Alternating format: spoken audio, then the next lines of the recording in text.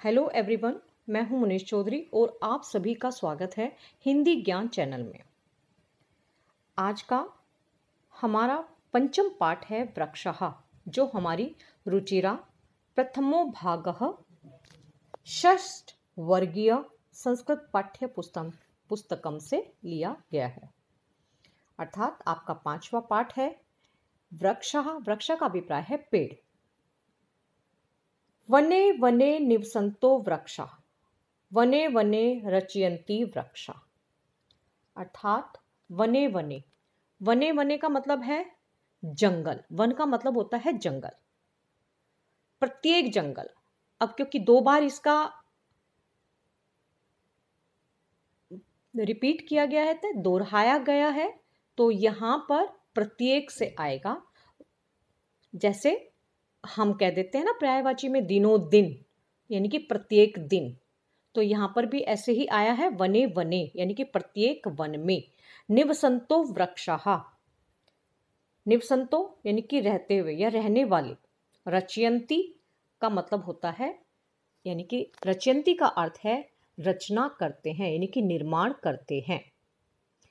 तो यहां पर है प्रत्येक वन में, यानी कि वृक्ष जो होते हैं अर्थात पेड़ जो होते हैं, पेड़ प्रत्येक वन में निवास करते रहते हैं।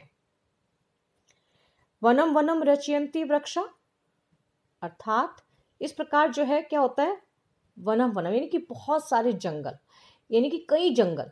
इस प्रकार जो है वृक्ष कई जंगल बनाते रहते हैं। रचयन्ति यानी कि रचना करना, यानी कि बनाना, निर्माण करना, क्रिएट करना। तो यहां पर क्या है, इस प्रकार वृक्ष जो हैं या पेड़ जो हैं कई जंगल बनाते रहते हैं। शाखा दोला सीना विहगः तै किमपि कुजन्ति वृक्षः। शाखा दोला सीना, देखिए ये दो शब्दों से मिलकर बना है। शाखा दोला, शाखा दोला का मतलब होता है शाखा रूपी झूला।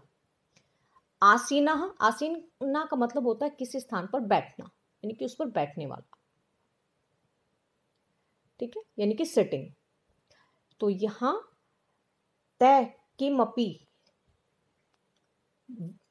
कुजंती वृक्षा, कुजंती का अभिप्राय है यानी कि कोई भी कूकना या कुछ भी है। कूकना यानी कि एक प्रकार से पक्षियों की जो आवाजें आती हैं उनके लिए बोला गया है, कूकते रहते हैं। तो यहाँ है शाखा दोला, यानी कि शाखा रूपी झूले पर जो पक्षी हैं, विहगा यानी कि पक्षी हैं, पक्षी शाखा रूपी झूले पर बैठे हैं।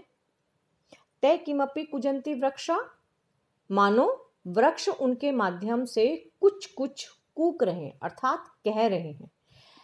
कोयल जब गाती है तो उसे हम क्या कहते हैं, कूकना कहते हैं, है ना। तो यहां पर उसी का उदाहरण दिया गया है कि वृक्ष जो है उन जिस प्रकार से पक्षी बोलते हैं, अपनी आवाज या स्वर से कुछ कहते हैं, ठीक वैसे ही वृक्ष भी कह रहे हैं। पिबन्ति पवनम जलम संततम साधु जना इव सर्वे वृक्षा। पिबन्ति, पिबन्ति मतलब पीते या पीते हैं, पीती है या पीते हैं, दोनों के लिए ही है। पवनम, पवन, पवन का मतलब क्या होता है, वायु। संततम, अभी मैंने आप, संततम का मतलब है लगातार, यानी कि कॉन्टिन्यूअसली। साधु जना, ईव, साधु जना यानी कि सज्जनों। साधु जन क्या होता है, साधु का मतलब अच्छे, जन का मतलब लोग, यानी कि सज्जन जो लोग होते हैं, वो अच्छे लोगों को क्या कहते हैं, हम सज्जन कहते हैं। तो ईव यानी कि उनकी भांति, सज्जनों की भांति। सर्वे यानी कि सभी। इस प्रशंति का मतलब, चलिए मैं दूसरा नहीं बताऊंगी, पहले आपको एक ही पद का बता देती हूं। पिबन्ति पवनम जलम संततम, अर्थात वृक्ष हमेशा वायु और जल पीते हैं। देखिए पवन और जल, इसमें दोनों ही वर्णन किया गया है। पिबन्ति, पवनम और जलम, यानी कि वायु, पवन का मतलब वायु और जल पीते रहते हैं। कैसे, लगातार। तो वृक्ष जो है हमेशा वायु और जल पीते रहते हैं। साधु जना इव सर्वे वृक्षा, और सभी वृक्ष जो है सज्जनों की भांति होते हैं, यानी कि साधु जन की प्रकार से होते हैं, अर्थात वे सज्जनों के समान हमारा उपकार करते हैं, यानी कि जो अच्छे लोग होते हैं वो सदा ही दूसरों की भलाई करते हैं। इस प्रशंति पादह पातलम पातालम च, इस प्रशंति का मतलब होता है स्पर्श करते हैं, पाद है यानी कि पैरों से, पातालम, पातालम का मतलब है जमीन के नीचे का जो भाग होता है, यानी कि जो अंडरग्राउंड होते हैं उसको बोला जाता है। तो नभः शिरसु वहन्ति वृक्षा, नभः शिरसु वहन्ति वृक्षः, अर्थात नभ, नभ का मतलब है आकाश, शिरस्सु यानी कि सिरों पर, सिरों यानी कि हेड, जिसे हम अपना सर बोलते हैं उनके लिए, वहंती यानी कि वहन करते हैं, वहन यानी कि जैसे किसी का भार उठाना। तो यहां पर बोला गया है इस प्रशंति पाद है पातलम च, च का मतलब है और, वृक्ष पैरों से, यानी कि अपनी पैर कहाँ हैं वृक्षों के, जड़ है ना, जड़ जो होते हैं वो वृक्ष के पैर होते हैं। तो ऐसा लगता है क्योंकि वो अंदर जमीन के अंदर चले जाते हैं, ठीक इसीलिए बोला गया है वृक्ष जो है पैरों से पाताल को छूते हैं, यानी कि जो पृथ्वी के अंदर का भाग है उसको छूते हैं। नभः शिरसु वहन्ति वृक्षा, नभः यानी कि और, आकाश को, और शिरस्सु यानी कि सिरों पर आकाश को ढोते हैं। जो वृक्ष होते हैं वो इतने ऊंचे ऊंचे होते हैं, इस प्रकार से लगता है जैसे कि उनके कारण ही आकाश को उठाया हुआ है ऊपर की ओर। तो इसीलिए यहाँ पर बोला है सिरों पर आकाश को ढोते हैं, अर्थात वे महान हैं और अत्यधिक कार्यभार संभालते हैं।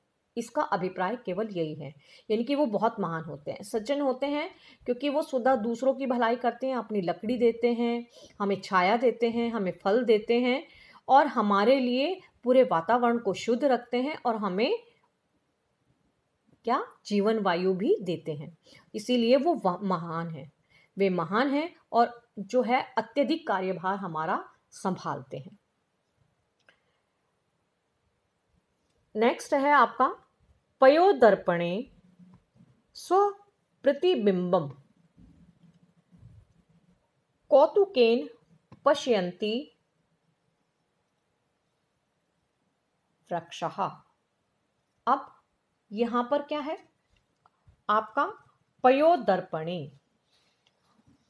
पयो यानी कि जल रूपी जो दर्पण होता है, यानी कि आईना जो होता है, स्वप्रतिबिंबम, प्रतिबिंब को किसको कहते हैं, अपनी जैसे परछाई हमें आईने में नजर आती है, शीशे में नजर आती है, मिरर में दिखाई देती है, ठीक उसी प्रकार जब जल रुका रहता है तो जल उसमें भी आपको अपनी परछाई देती है, केवल रुके हुए जल में, चलते हुए में नहीं। तो अपने प्रतिबिंब को कौतुकेन पश्यन्ति वृक्षा, कौतुकेन यानी कि बड़ी कौतूहल से, बड़े ही आश्चर्य से, पश्यन्ति यानी कि देखते हैं, अर्थात वृक्ष जो रूपी, जो जल रूपी आईना होता है, वृक्ष जो हैं, जो हमारे पेड़ हैं, वो जल रूपी आईने में यानी कि शीशे में अपना प्रतिबिंब, प्रतिबिंब यानी कि अपनी परछाई आश्चर्य से देखते हैं, यानी कि कौतूहल से देखते हैं, ठीक है। कौतुकेन पश्यन्ति वृक्षा यानी कि बड़े ही कौतूहल से, ऐसा प्रकार प्रतीत होता है जैसे अपनी परछाई को उस रुके हुए जल में बड़े ही आश्चर्य के साथ में देखते हैं। प्रसार्य स्वच्छाया संस्तरणम कुर्वन्ति सत्कारम वृक्षः, अर्थात प्रसार्य यानी कि फैलाकर, जैसे कोई स्प्रेड करते हैं उसी प्रकार से, स्वच्छाया संस्तरणम, देखिए 3 शब्दों से मिलकर बना है। स्व का मतलब होता है अपना, छाया यानी कि स्व प्लस छाया, संस्तरणम, संस्तरणम का मतलब होता है बिस्तर, छाया रूपी बिस्तर हो गया, यानी कि अपने छाया रूपी बिस्तर को। कुर्वंती यानी कि करते हैं या करती है। सत्कारम, सत्कार का मतलब होता है किसी का आदर सत्कार करना, ठीक है ना, रिगार्ड्स जैसे हम बोलते हैं, ठीक उसी प्रकार से। तो यहां क्या है कि जो वृक्ष हैं, देखिए हम सिर्फ वृक्षों के विषय में बात कर रहे हैं, यानी कि पेड़ों के विषय में बात कर रहे हैं। वृक्ष अपने छाया रूपी बिछोने को फैलाकर, अर्थात बिछाकर, कुर्वंती सत्कारम वृक्षा, सबका आदर सत्कार करते हैं, यानी कि एक तरह से वो हमें अपनी छाया को फैलाते हैं, और तभी हम जो है अति ग्रीष्म से, यानी कि जलती हुई धूप से, हम उसमें बैठकर विश्राम करते हैं।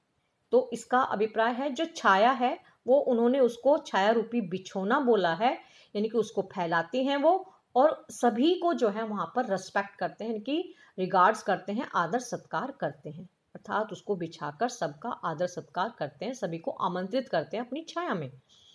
ठीक है, इसी के साथ साथ आपके यहाँ पर बहुत सारे शब्दार्थ हैं जो आपकी पुस्तक में मिल जाएंगे, उनको आपने भली भांति अपनी याद रखना है। याद रखिए ये 2 भाषाओं में होते हैं, हिंदी और इंग्लिश में। कई बार आपको शब्दों का हिंदी में ज्ञान होना थोड़ा मुश्किल हो जाता है, क्योंकि आज का समय है कि हम उसको अंग्रेजी में लगातार वार्तालाप करते रहते हैं। तो इसीलिए यहाँ पर उसको साधारण रूप से सरल करने के लिए अभी हम जो है उसको यहाँ पर जानते हैं। इसके साथ साथ आपके कुछ यहाँ पर हैं वचनानुसारम रिक्त स्थानी पूर्यत, तो यहाँ पर इसकी अभ्यास भी दिए गए हैं। आशा करती हूँ कि आपको यह संपूर्ण वृक्षः पाठ का सरलार्थ भली भांति समझ में आ गया होगा।